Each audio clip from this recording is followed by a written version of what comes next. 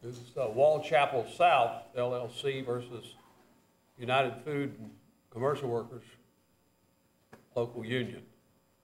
Mr. Oring? Yes. Podium is yours. Thank you. May it please the court, my name is Ira Oring, and I represent the developers of Waugh South. We filed a complaint that alleged that the defendants had orchestrated 14 sham, unsuccessful pieces of litigation and administrative appeals in violation of the secondary boycott provisions of the Labor Management Relations Act in order to coerce the developers from engaging in a business relationship with Wegmans, which is not a union employer. I'd like to focus on three issues. One is whether the sham exception to North Pennington immunity constitutionally requires access barring in addition to objective baselessness and subjective bad faith. Two, as we are here dealing with the district court's ruling on a motion to dismiss, did the amended complaint plausibly allege that the defendants had engaged in sham litigation? And three, were the allegations sufficient that the Mid-Atlantic Fund is a labor organization? And if I could, I'd like to start with access barring, but I'm not going to spend a lot of time addressing that issue because while it appears to be a major component of the defendant's argument, I believe it's readily apparent that as the district court found, access barring is not constitutionally required for the sham exception. The defendant's contention is that no matter how sham litigation is, and if it meets all other elements of a secondary boycott, we still had to allege and prove that the effect of their litigation was to bar my clients, the developers, from access to their permits. And they rely upon certain language in a Supreme Court case from 1972, California Motor Transport, where the court mentioned access barring as part of an antitrust action where the underlying conduct was, in fact, an attempt to bar access of a party to the court system. The Supreme Court has since considered the sham exception in professional real estate, PRE, and has held in that case, a 1993 case, where it recognized the test as a two-part test. First, in order to prove sham litigation, you have to demonstrate that the litigation was objectively baseless so that no reasonable litigant could expect to succeed on the merits. And second, here you have to show subjective motive, which in this case would be a motive to essentially pressure and coerce my clients from not dealing with Wegmans. Well, did the district judge use the right test to determine whether the actions were sham or not? Because this is a multiple series of lawsuits. It was, Your Honor, a multiple series. Are you asking me whether he used the correct test? He used the correct standard, correct review? I don't believe so. I believe what should he have used? Well, I think the issue is whether we plausibly allege that these cases were sham. I agree that he looked and decided that I assumed that we had not plausibly alleged that they were objectively baseless. And I don't think that, I believe, number one, that that's a question of fact. Baselessness is a question of fact in most instances. And we believe that he made assumptions and inferences that would not have been appropriate on summary judgment, much less on a motion to dismiss. Well, should he have looked at pattern and intent rather than the baselessness? No, I think that they go together, but I believe that we do have a hurdle of demonstrating plausibly that each of these cases were baseless. And I think that we've alleged that together with the record. So you're saying that if any one of them were plausible and had some basis in fact, that that's the end of the inquiry? No. Okay. No, I didn't think you meant that, but you seem to suggest that. I didn't mean to suggest that. Okay. You know, California Motor Transport. How many would you have to, how many would, you alleged 14. Yes. Or sham. Yes. What if you, what if the court thought, well, maybe 13 of them were? Well. But one certainly isn't. Well. Is he entitled to throw the thing out under 12b-6? No, I don't believe so. 13 would be enough? Well, you said one wouldn't be enough. No, I think you have to look at each piece of litigation. What if the judge agreed that one of them was a sham, based on the allegations of the complaint? Well, he did. But the other 13 weren't. He did, Would you be entitled to go forward then? I believe so. I think So you have- one's all you need. Well, I think we'd only be able to go forward on that one. You got to be able to go forward. That's what I mean. That's what I'm getting at. That's my question.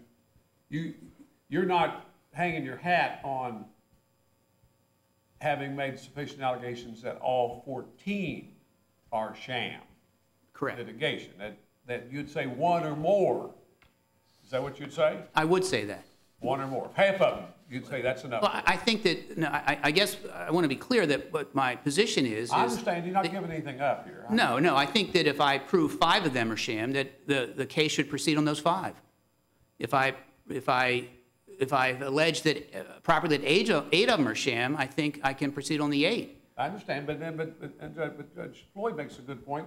What about the rest of them being used to show a pattern or something? Well, and there's language in I California. mean, you got a pattern here, as I understand it, that the same lawyer's involved in everything. Yes, And you allege he's being paid by the union, right? yes. And, if you can prove that, then the union's financially sponsoring all the litigation. Yes, Your Honor. And there is language in California Motor Transport that talks about. It might go to what the point is there's a pattern. Yes, and directly with regard to Judge Floyd's question, California Motor Transport talks about the fact that a broken clock can be right 2 times a day. And therefore, if there's a pattern of sham activity, even if there's 1 or 2 that were filed just willy-nilly without regard to whether they are sham or not, then you can consider them as part of the entire. I think you have your cases mixed up. That was a Ninth Circuit opinion by Judge Kaczynski that made that point. The California Motor Transport case is a Supreme Court case. Yeah. But the point is well taken, that the fact that you have 1 or 2 cases that may have some merit, at least in the view of Judge Kaczynski, does not necessarily refute the assertion that there's a pattern of subjective bad faith litigation being initiated to harass a party. And it seems to me that if that's the test, it doesn't appear that that was the test that the district court judge applied in this case. Yes, Your Honor. We certainly mentioned that test. I do want to indicate, though, that in my view, we've alleged that each of these cases was sham, and we've appropriately alleged that each of these cases was sham. Well, what's the district court then supposed to do at the Rule 12 stage? Just accept that allegation and move on? Well, no, I think that given Supreme Court precedent, I think that we have to, the question is whether we plausibly alleged that they were sham. And I think that there was significant records before the court of the underlying litigation. And I think that the court clearly was incorrect in finding that none of these cases relating to the Waugh Chapel South development were sham. And I can spend a few minutes going through each one. But I think that we're entitled to discovery, and we're entitled basically to have a fact finder decide whether the cases were objectively baseless or not. Well, if this case gets sent back, what are we going to tell the district judge is the appropriate review standard to use?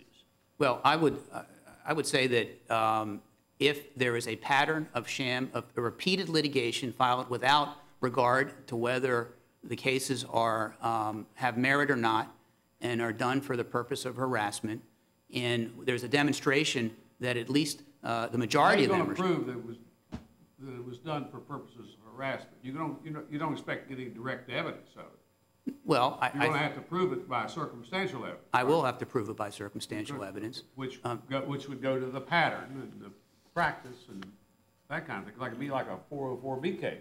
Well, it very well could be, Your Honor, but I think the fact that there is substantial evidence that these unions were funding this litigation through straw parties, that the same lawyer was involved, many of the same straw parties were involved. And you're saying, I think, from the complaint that they had an interest in doing so because they were going to put a non-union grocery store in the mall or something. Yes, Your Honor. Yes, I think that it was all directed to that. And in fact, there was direct evidence of that, as the executive director of the Mid-Atlantic Fund actually openly said to my client, if you go into that mall and it's a development and you have a Wegmans, we're going to fight every permit that you're going to try to get. And that's in the complaint itself. So in terms of the sham nature, and we do have an allegation. Well, that might be your direct evidence. Yes, Your Honor. Yes, Your Honor. In terms of none of these actions were successful. Several of them were dismissed. Most of them were dismissed on the eve of a hearing after a motion to dismiss or some other filing had been filed by the developers, challenging the legal merits and challenging the factual predicates. And the cases were then dismissed. What the district court found with those cases were that they were dismissed because there had been subpoenas issued trying to demonstrate the defendants had funded this litigation.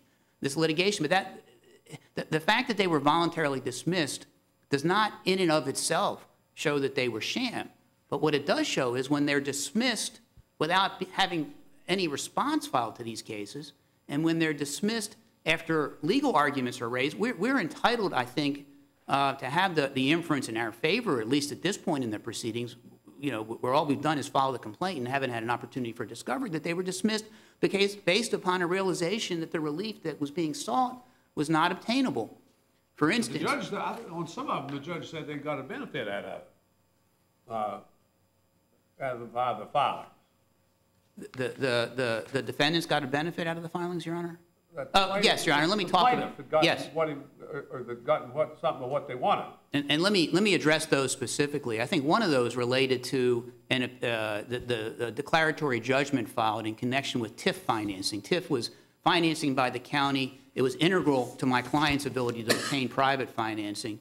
And they filed a declaratory judgment action seeking preliminary injunctive relief and final and declaratory judgment that the county had not publicized the filing. And because of that, the county could never, was enjoined essentially from publishing the TIF notice, and they were enjoined from ever enacting the legislation. They sought to prevent the county in the future from ever enacting the TIF. Well, the county republicized it, and then they enacted it, and they dismissed the lawsuit. They didn't, but the remedy they were seeking in their lawsuit was not to get the county to republish it. It was to prevent the county from ever having the financing again because they had failed. Misunderstood that then? What, Your Honor? You think the judge misunderstood that? I think he did, Your Honor. They got the benefit of making them do it right. Well, they did, but they didn't get the benefit of the relief that they sought in their lawsuit, which I would submit was relief that they could never have obtained in the first place, which was if the county made a mistake, sorry, you're out, you never can do this again. That was the legal theory they proceeded on. And the judge found that they got some benefit. Well, the benefit was the republishing of it, but certainly the relief sought was a relief that could not have been granted legally, I believe. And that's, I think, an example of baseless litigation that was filed for one purpose, by the way. How much did they go beyond the pleading to get into all this stuff? Was there any issue about that? In the underlying litigation? This was dismissed on 12b-6. Yes, Your Honor. Which basically, as a general proposition, means looking at the complaint. How much did they go beyond the complaint to figure out that there had been benefit from the lawsuits or something? Well, there was an ample record of litigation so that you had both a record parties. That was part of the complaint, or was all this record judicially noticed? Yes, as part of the complaint. Yes, on the motion to dismiss. So there was a whole bunch of judicial notice here. Yes, Your Honor. Then it was still 12b-6.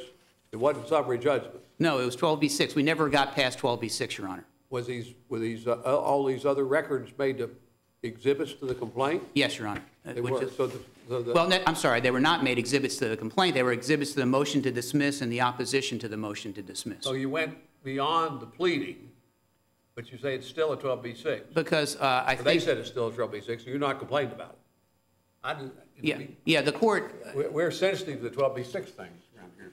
Yes, we never got a chance to do any discovery. We never got past the court's ruling on a 12b-6. And normally 12b-6, you got to look at the complaint. If you go beyond the complaint and consider a bunch of exhibits to motions, you're dealing with summary judgment. There is authority, Your Honor, that says that the underlying litigation records does not convert this from a 12b-6 to a motion for summary judgment. Okay. clearly, you know, we believe we're entitled to discovery. We believe we're entitled to be able to. There's no discovery undertaken. There's none allowed. There was never a scheduling order. There was never any ability. They submitted some of the court records, and did you submit some court records? Yes, we did, Your Honor. Everybody submitted court records. Yes. And that's really, I think, where the fallacy is, which is I think there were a number of assumptions made by the district court and inferences which were not supported by the court records. I think we've laid out in our briefs a fairly good summary of why we believe that this litigation was baseless. There were the two that went to trial, for instance. One was a mining permit appeal where the circuit court judge found that it was based entirely on speculation. It was contrary to the environmental relief they saw, because they sought to basically stop compliance with a consent decree. And he found that it was basically a backdoor attempt to challenge a consent decree where they never were parties to the consent decree.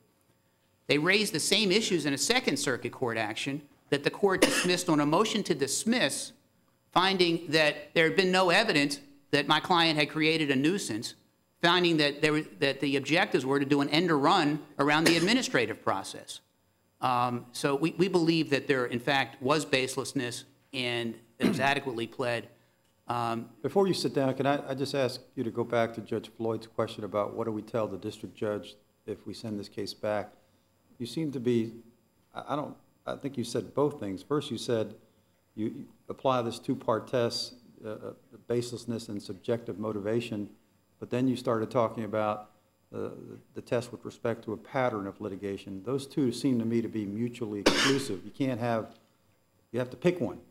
So I'm asking you to pick one. Which one applies? Well, I do think that there is support for the fact that if there's a pattern of litigation that shows that that pattern is filled with baseless litigation, that you have to look at the pattern as a whole and determine, at least on a motion to dismiss, that the case should proceed because there's been a plausible allegation that there's been sham litigation that's been engaged in. But then on the other hand, if the district judge is satisfied that some percentage, and whatever that number is, more than 50% or higher, in fact turns out to have some merit, then are you out simply because one or two don't have merit? I don't believe so. I think that those are two different tests. I think that the question is if there are five that have merit and six that don't. I think that we're entitled to proceed. Those six are certainly sham. The question is whether the others are infected by the numerous sham filings that have been filed. Maybe the fact that you have five that have merit would be evidence that the other 9 might have some merit. It may be with less merit than the first 5. Well, but the pattern would come into play there. I mean, that's sort of the thing that. Or it criminal seems prosecutors use this 404B, seems like me like more than the civil people, but they always coming in with uncharged offenses and uncharged evidence in drug cases and stuff, put people in the penitentiary. All this. We say that's a rule of inclusion in this court. Yes, Your Honor. 404B is a rule of inclusion. I've dealt with 404B many times in my years. People in the penitentiary on it all the time around here. Yes, Your Honor. But I guess I would leave with one comment, which is I believe that we did demonstrate the baselessness of each of these for purposes of a motion to dismiss. Well, no, I'm not going to leave you alone with that answer. That was the wrong review, wasn't it? To look at each one of the lawsuits for baselessness. Well, I think that if there is a pattern, and we did argue this to the judge below, if there is a pattern in practice of sham litigation that is done without regard to merits, I think that clearly that is a basis on a 12B6 motion to let a case go forward. Thank you, Your Honor. Thank you, sir. See Mr. Anderson? Good morning, Your Honor. I speak for all the defendants on the North Pennington issue. My colleague Sharon Goodman will address the particular issue of her client, the Joint Labor Management Fund. I'll go straight to the question that Judges Floyd and Diaz raised about the question of the pattern as making a difference in the standard review. That was something that the developers advocated before Judge Quarles. Judge Quarles squarely rejected them and squarely rejected the Ninth Circuit's proposition in that Judge Kosinski's case, the USS Pasco case. The developers waived that on this appeal. Nowhere in their appellate brief do they challenge Judge Quarles' rejection of the Ninth Circuit's pattern decision. Now, if sua sponte, this court is interested in revisiting that question, notwithstanding that waiver, I ask the court for leave to resubmit my district court briefs to Judge Quarles that address the issue of whether you have a different standard of review where a pattern is alleged. In particular, and I'm arguing this from memory because this was not an issue in the briefs before this panel, the Virginia Supreme Court has specifically rejected the argument that an allegation of a pattern makes a difference to the count-by-count analysis of baselessness. I would also point out that in cases in this circuit, there's a case called Levine, and again, I'm at a disadvantage here because I haven't studied this since the question was waived in their appellate brief. But so I would argue simply that the issue of whether a pattern makes a difference to the standard review is not before you because the developer waived it. If you're going to entertain it sua sponte, please give me the chance to resubmit my district court pleadings on that issue. And now I'll turn to the specific. You say they waived it, it was rejected. No. They argued it in the district court. Judge Quarles squarely rejected it. I used the term waiver wrong. Right. You said first they argued it and Judge in Maryland rejected it. Judge Quarles rejected it squarely in his opinion, and on appeal, that issue is not raised at all. There is no claim of error in the rejection of Judge Kosinski's USS Pasco case. Okay. Now, if the court wants to take that up sua sponte, I'm happy to renew the litigation, but please be aware that I'm at a disadvantage here because you don't have my district court brief. So let me turn to the specific items. There's a lot of... You say they have to look. You have to look at each of them individually and separately, and you can't look at them as a package. That's right. And you say then that if they allege 14, they got to show 14, or they're out of court. No, if they allege 14 and they can show 1, they might have a cause of action as to the 1. So they are distinct in that sense. They might be able to stay in court even if right, but you can't get a snowball effect by saying. So you're saying that the judge. You're entitled to have them looked at individually yes. or separately. Yes. And that if any of them have any merit, they could be sent back, but we couldn't send the whole package back. Right. In fact, Judge Quarles, in his opinion... But they don't allege it as 14 counts,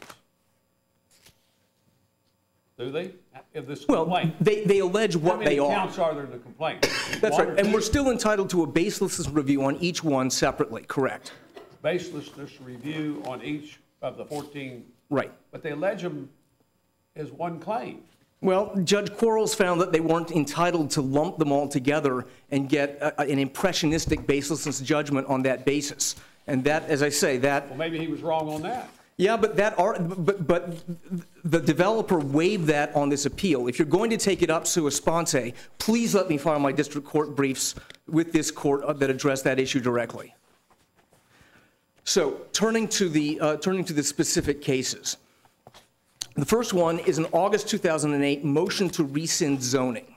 On this, the developer on the merits was absolutely dead to rights. The owner of the site had said in getting the zoning approved that there were no environmental issues whatsoever and that fly ash, this is the carbon residue of a power generation plant, was not hazardous.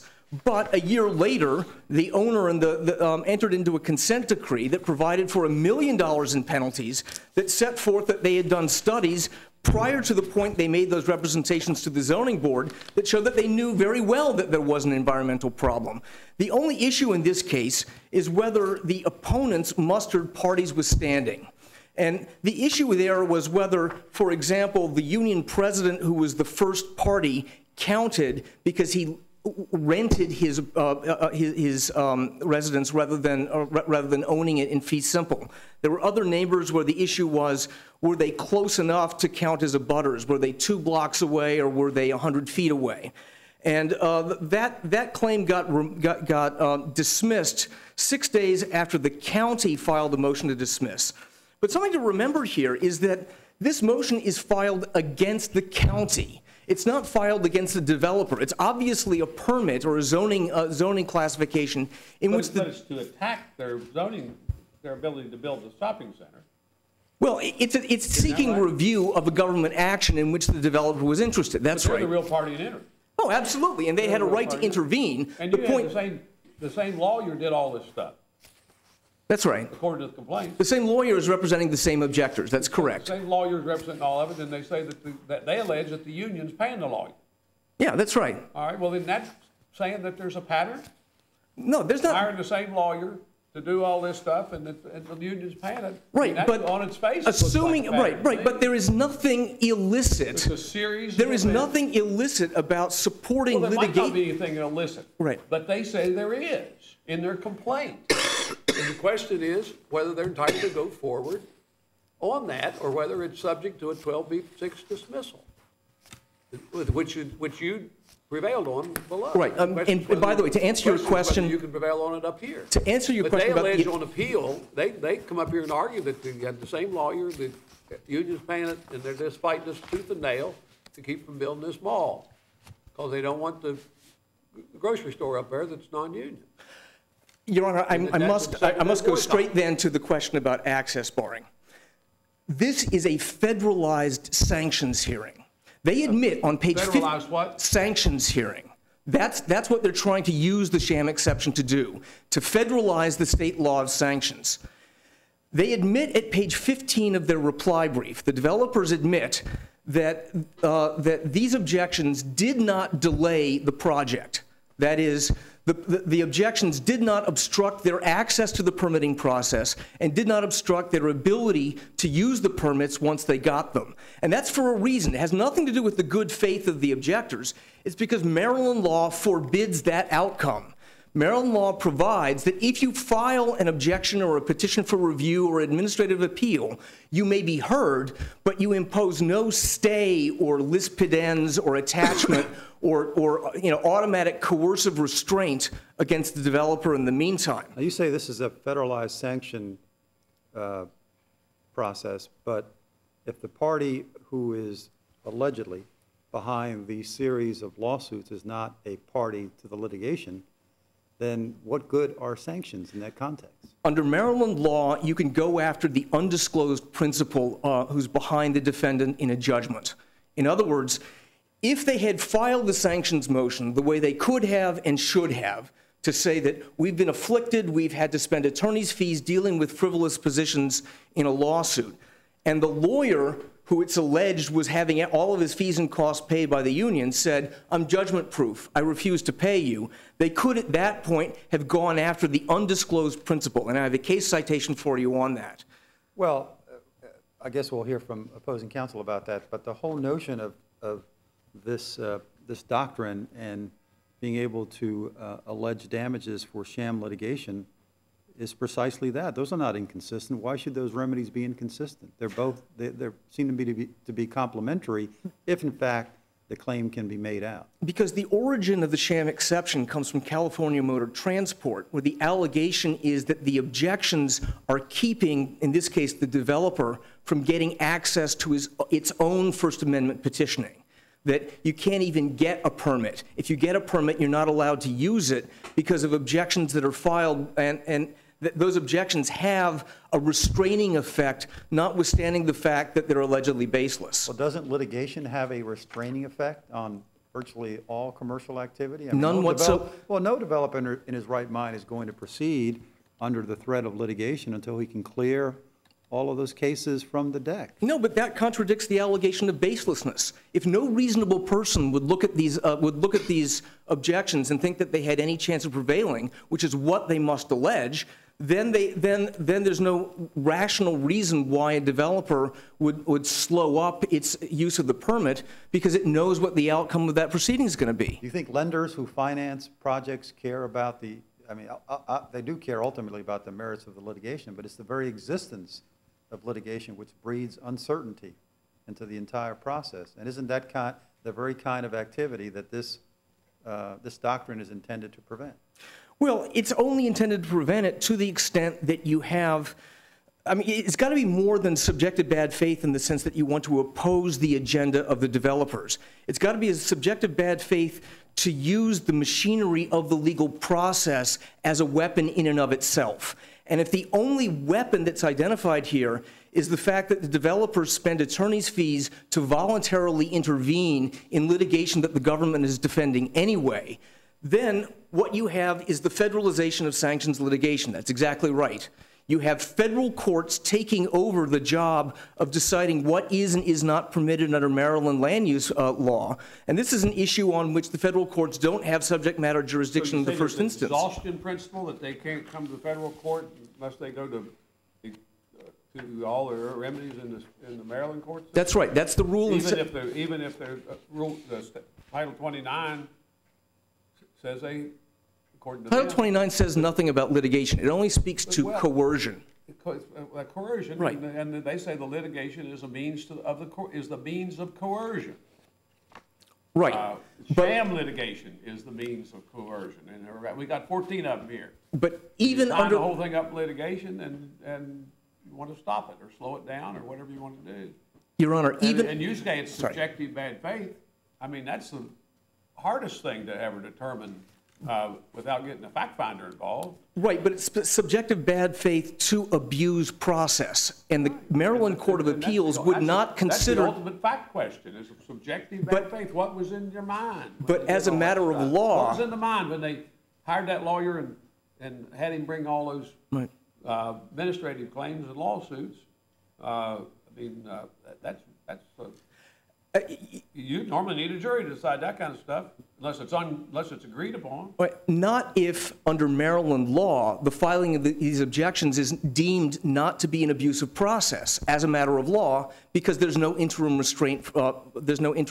Filed. What they're asking the court to do is to develop a doctrine under the sham exception, which limits access to the Maryland courts in a much more draconian way than Maryland law itself permits. Because in a case with exactly this fact pattern, 1,000 Fleet Partnership, the Maryland Court of Appeals said there was no abusive process because the repetitive objections of opponents did not impose any actual restraint on the developer to proceed in the interim. Your Honor, I would like to go back to analyzing each objection on the merits. There's an objection that the alleged union allies sued to require the developers to post a bond, and they cited a regulation saying that the developers were required to post a bond over a certain matter. The developer ended up posting the bond, and at that point, the union allies dropped the lawsuit. That is a successful lawsuit. That cannot be a sham under professional real estate investors. The same for the challenge to the tax increment financing. That was a case where the Anne Arundel County promulgated a tax increment financing measure without adequately publicizing it in the paper and following other procedural steps that the code required. The union allies sued over that. Then the county readopted the measure following the procedures that the allies had demanded in the lawsuit, and then the union allies withdrew their suit. Counsel says, well, they also asked for relief that said that the tax increment financing couldn't be implemented at all. But that was just the final paragraph, the last, 2 sentences of the prayer for relief in a measure that was withdrawn as soon as the county did exactly what the main body of the suit asked for. That is not a sham. That is successful petitioning. Now, finally, it's unfair to talk about 14 different appeals to make it sound like something hard. Sorry? That's too many? It's too many. How many is fair to They talk are about? separately counting each grading permit appeal. How many is it fair to talk about? 1, because there is a single body of litigation. You've already talked about 2. No, I'm sorry. When I'm talking about the June 2010 nuisance, there's the first 3 I just talked about. 14, was it? Sorry? That wasn't 14. No, I talked about 3. The remaining 11 are all subsumed in one global proceeding. So you say there's not 14, there are 3. That's right. That's right. And this is why it's so unfair. And, Your Honor, I realize I'm hitting my red light, but I do ask that I continue the colloquy on this. You heard counsel say Their application for an injunction against the grading permits was rejected because they were required to exhaust their administrative remedies. That was a court measure saying that you have to file a permit-by-permit appeal as to each separate grading permit that arises from this site. And what that did is it forced the union allies, allegedly, to multiply the number of appeals, even though they're all alleging the identical thing. And the identical thing is profound. Are you using time of Ms. I Goodman? don't mean to be, Your Honor. I'm just trying to. You're not using your own. Okay, well then I will leave that for the briefs. Just I'll give you 30 seconds to sum Thank you. up there.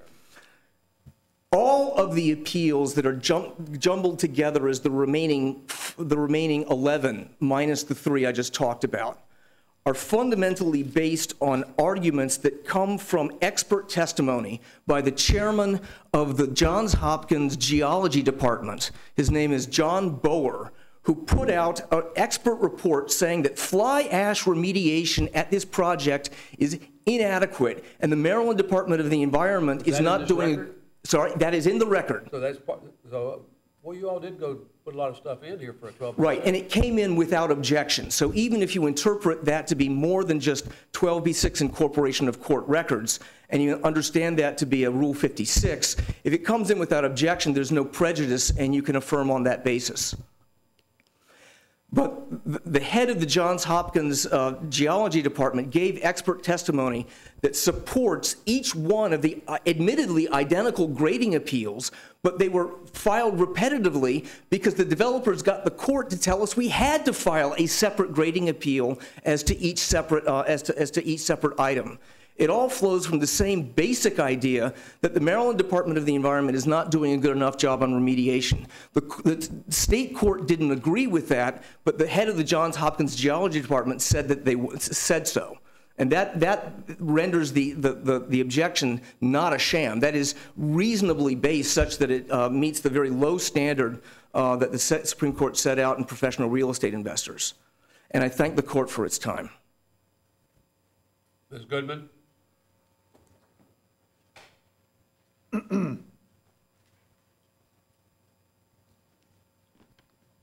Good afternoon, Your Honors. May it please the Court, Sharon Goodman on behalf of the Mid-Atlantic Retail Food Industry Labor Management Fund, and you've heard from the representative of the unions as to why, even if the alleged actions are true, this was not a secondary boycott. I offer you another way to resolve the case as to the fund, that the fund was not a labor organization under the National Labor Relations Act. We're here today on the appeal of a complaint of the district court's correct conclusion. If you're not a labor organization, you're entitled to be dismissed. We are, Your Honor. And the district court correctly concluded that we were not a labor organization, and in fact concluded that they had not alleged sufficient facts to establish that we were a labor organization. They alleged that we were a charitable organization, that we are a joint labor management organization, and that an employee of the fund made a phone call to an individual, and I would just correct the record. The phone call alleged was made to Brian Greenberg of Greenberg Gibbons and not to a party in this action. Well, is it true that no employees participated in the fund? No employees participate in the fund. That's an element of the definition of a labor organization. So there are no employees involved. It's not a labor organization. That is correct. There are no employees involved. Okay.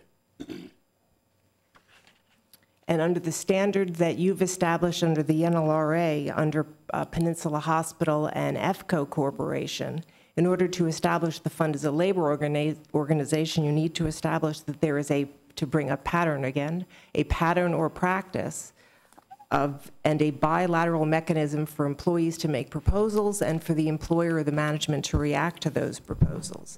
And again, the only alleged facts in the complaint as to our fund was a phone call and attendance at a public hearing. And the court has recognized that an overly broad reading of the NLRA would be as destructive to its objectives as ignoring the statute entirely. And there are dozens of cases under the NLRA addressing what is a labor organization, and not a single one has found that a joint labor management fund meets this definition under the NLRA. And in addition, there are 5 cases finding, which are cited in our briefs, that a joint organization is not a labor organization. All of the cases they've cited go to entities formed solely by unions which act extensively and deal extensively with employers. Then, having failed to establish that we're a labor organization under the NLRA, they seek to import the definition from the Internal Revenue Code, Section 501c5, and ask the court to use that definition to satisfy the NLRA, and that argument fails as well. The Internal Revenue Code is focused on tax qualification, on tax exemption, and 501c5 finds as labor organizations that have in part objects the betterment of conditions of those engaged in pursuits. They're focused on broad action, which is why the Internal Revenue Service can leap labor, agricultural, and horticultural together under a single heading to the service. They are similar enough that they can be categorized together. The rest of Section 501c is similarly broad. 501c3 lumps together churches, animal rights groups, book clubs, hospitals, colleges, a whole number of organizations. And to say that the fund is under 501c5 because it has much in common with a labor organization, that's not correct. The code lumps together any organization that works for the betterment of conditions into a labor organization for code purposes, but that's a far reach from lumping them together as a labor organization for the NLRA's purposes. Most organizations that are NLRA labor organizations will be labor organizations under the code, but both NLRA labor organizations and all kinds of other organizations are 501c5 labor organizations under the code. And in Andrews, you explained why definitions within a statute need to be read within the statute as a whole, and that the code's definition of using labor organization and importing that into the NLRA would result in the NLRA encompassing far more than the context of the statute ever intended. And the Supreme Court has found that absent any explicit connector between definitions in a statute, they have declined to read one word from a statute into another word because the finding of the absence of a cross-reference they found to be revealing, which is why no court has held what the appellants seek for you to hold today. And for these reasons, we respectfully request that the district court's judgment be upheld. Thank you, Ms. Goodman. Thank you, Your Honor. Mr. Oring? Just a couple comments, if I may, on the issue of the fund, because I would like to then turn to the issues raised by the locals.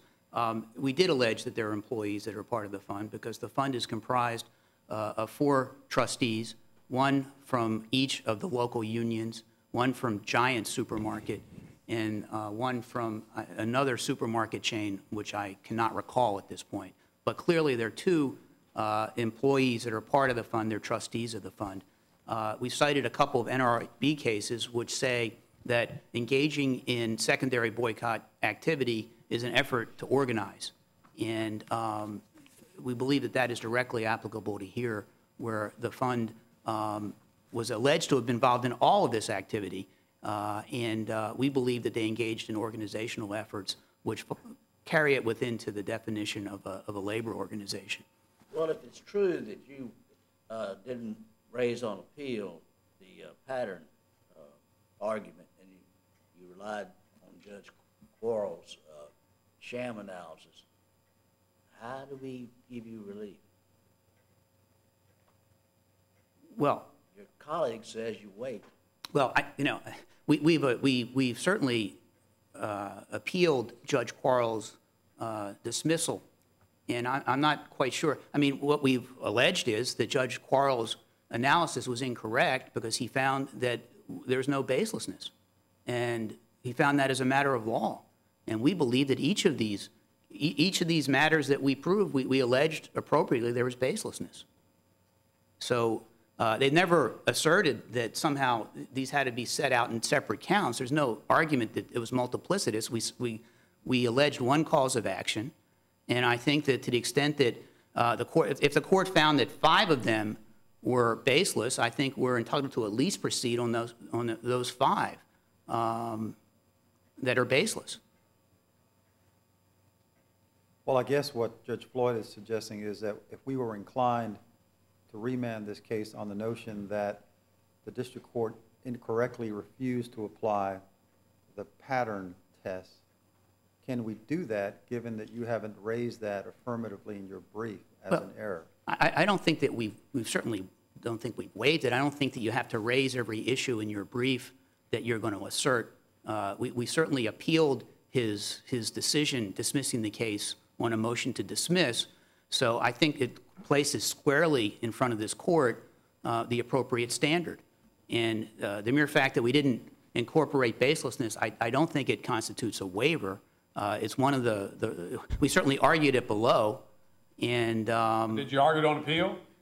when I was asked, I certainly did. I didn't. But didn't argue it in your brief? I didn't. It was not in the brief, Your Honor. Our position in the brief is that we have appropriately alleged that each of these matters, and by the way, there was an appeal of the rezoning, there was an appeal of the TIF, there was an appeal of the bond, there was an appeal of a mining permit, there was circuit court litigation, and then there were 5 or 6 permits that were challenged. So there was not just 3 pieces of litigation. That's just an incorrect statement of the record. But I think that if we have alleged that appropriately alleged, 8 out of the 10 are sham, I think those 8 can certainly proceed if the argument is that somehow we have waived the pattern. But I don't think we waived it at all. We have appealed the judge's decision that this case was appropriately dismissed on the basis that we hadn't alleged that these were sham activities. I don't think every argument has to be raised in a brief. Certainly, I'm in response to a question, I've indicated that I think... Maybe the pattern issue is an evidentiary issue for the district court to deal with later on. Yes, Your Honor. Unless the court has any more questions. Thank you very much, Mr. Oring. We'll come down and greet counsel and adjourn court until 8:30 tomorrow morning. This honorable court stands adjourned until tomorrow morning at 8:30. God save the United States and this honorable court.